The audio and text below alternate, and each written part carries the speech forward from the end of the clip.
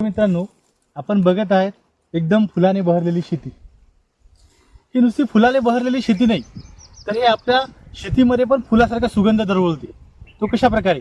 ह्या पिकाला आपण म्हणतो बोरूची शेती आणि याची आपल्या शेतीसाठी खूप सारे फायदे आहेत। याला आपण हिरवळीचे खत म्हणतो, याला आपण ग्रीन मॅन्युरिंग खत म्हणतो।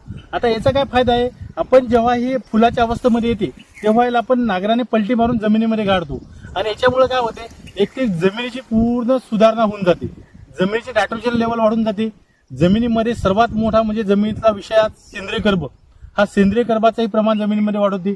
जमिनीला काय करते की तणमुक्तही ठेवते आणि जमिनीमधलं टोटल ऑर्गॅनिक मॅटर वाढून जमिनीमधले कीटकही दूर करते आणि जमिनी भुसभुशीत करून पाण्याची धारण क्षमता वाढवते। अशा प्रकारे हे हिरवळीचं खत आहे।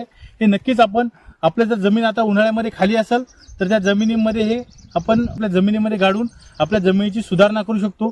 नक्की शेतकरी मित्रांनो, याची आपण लागवड करा आणि याचे अनगिनत फायदे घ्या।